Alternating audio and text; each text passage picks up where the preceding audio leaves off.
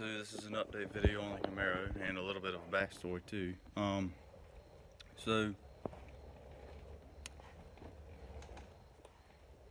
I bought the car in February and drove it for a little bit, and a little bit further back than that, I'm a tow truck driver, and I had an international rollback, and I had somebody drive up it. So then we bought a Duramax truck, and the engine was blown to that. We knew that when we bought it. But so we found a new engine up in Delaware.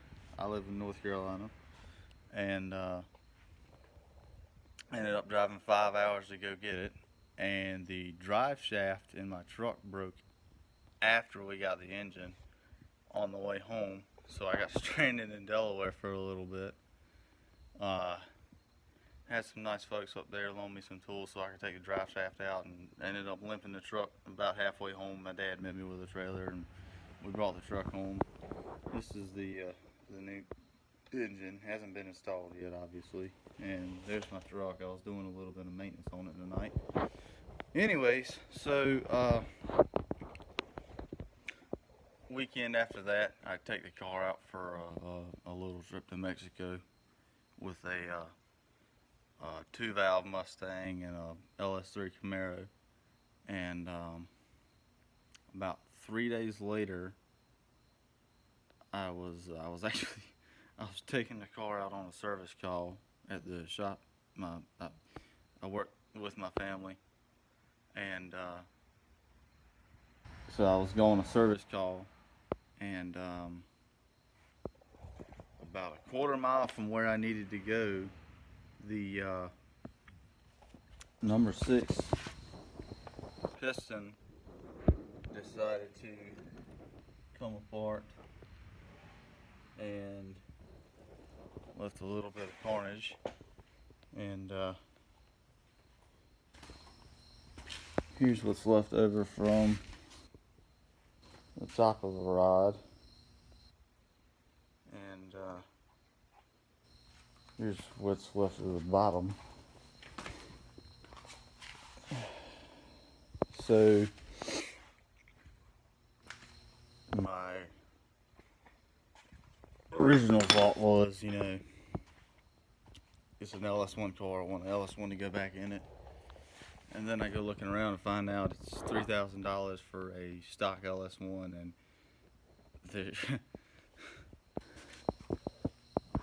obviously I'm new to F-bodies because I didn't realize how hard it would be to find one. But us being a shop and a towing service, we get a lot of wrecked Tahoes, and whenever we get Tahoes, Silverados, Suburbans, and whenever we get one, we pull the engine and transmission out of it if we get ownership of the vehicle. So I had 3 or 4 engines available to me. So now we're here with this 5.3, and while tearing down the LS1, I actually got very lucky. The cam is still good. It did get a little bit dinged up, but it wasn't on any of the lobes or any of the where the cam rides on the bearings. And none of the heads got nicked a little bit, but I was able to get my machine shop to fix that.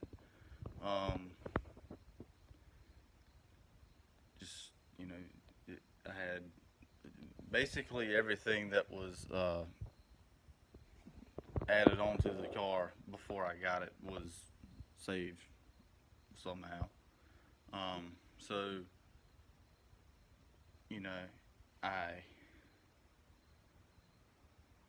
I've started the process of trying to build a car, and it's been a bit of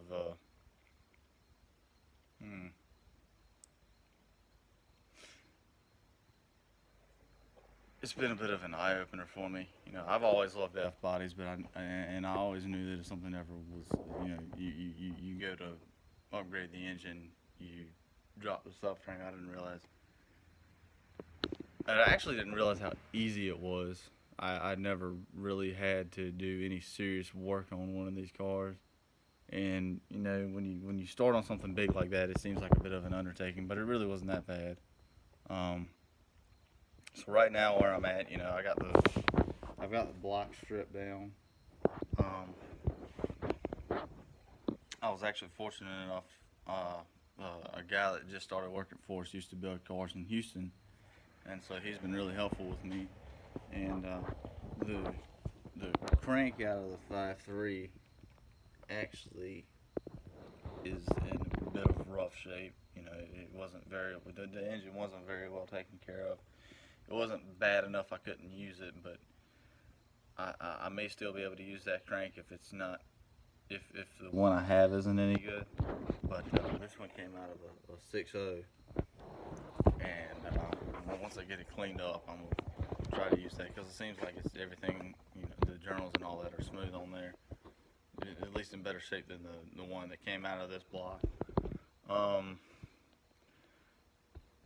I also, surprisingly, I was also given some Gen 4 rods. So you know, the offer was given to me. I took it up. And I also decided that I was going to go with some stock pistons. It's going to be a stock bottom end car. And then, you know, I'm prepping the car for boost. I'm keeping the LS1 heads because, you know, they got a bigger combustion chamber. And everybody on the internet has told me that, you know, you don't want to do that, buy some 243s. But I was using what I had available to me. And, you know, my understanding is they flow very well. It's just that you have more available to you with 243s or 317s or I think 706s too. And I don't know. I feel like it would, for what I want, it was a better choice. But eventually, I plan on going turbo. It's just right now I'm kind of constrained on money because of all this. I was never really prepared to. I was prepared for up to this point. I really wasn't planning on going full build on this until later, but as things gradually happened, it was kind of I have this, I might as well run with it. Also, I have a 92 millimeter throttle body, so I'm gonna take advantage of that as well.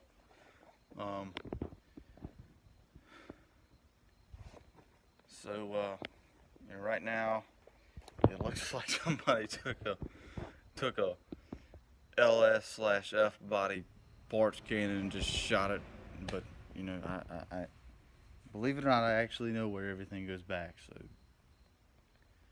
that's it's a little bit of an update on this. I haven't really posted anything about any of my cars or anything, and you know, if you follow me on Instagram or anything, you know, I post about it every once in a while. So that's where that's at, and I know a few people on Instagram, Facebook, and a few people around town have asked me about my Mustang. I still have my Mustang. I actually, once I get done with this car and I get some more money back together, I have this 302 here out of SN95, and I have an 8.8 rear end to go in it as well. I've already got a T5 in it, but I took the T5 out of that car as well, and all that is going to be going in the Mustang after I get this finished. Also, just on, you know, some side notes, you know, I'm going to be I'm upgrading starters. a lot of a lot of the forums and things I've read and people I've talked to, the short ear on the F body starter is very well known for braking, and that's exactly what happened when I went to take mine off. It just fell off after I loosened the bolt up. So I upgraded to a 2005 Silverado starter. It has tall ears on both sides. Yeah, that means you're gonna have to use both long bolts, but I got lucky. I had the 5.3 already, so I'm taking the long bolt from both of those and using it. Tie rod ends, they were shot, so I went ahead and bought some of those. And the old springs on the car, the front springs were actually good on the struts, but the rear springs are so worn out that it was literally just riding on the stop, like the rear. I mean, the car was pretty much squatted, and if I ever hit a bump, it was just bam. There was no give to it at all. It was hitting the bump stop anytime any kind of flex happened, like you went over tray tracks or a bump or anything. And so the guy I bought the car from was a friend of mine, and he cut me a deal, and he gave me BMR struts and springs with the car that he was originally going to put on. So once I get, I'm really interested in seeing how the car rides differently, especially, I mean, it can't get any worse, but so once I get it running, the plan is just to drive it. Once I get it tuned, I'm gonna put or when I get it tuned, I'm gonna put the bigger throttle body on, try to get a little bit more air in it, and then try to save up for about 6 months and then buy a turbo kit. I plan on just buying a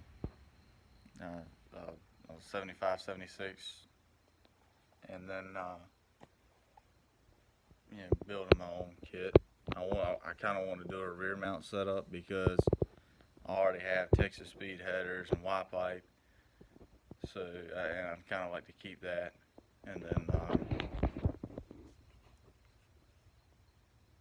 after that, it's just going to be about bracing the car. I really just want this to be a street build, make roughly 600 horsepower, and then just have fun with it. After that, I posted a video a long time ago about a third gen. I really like to make that into a drag car. That's still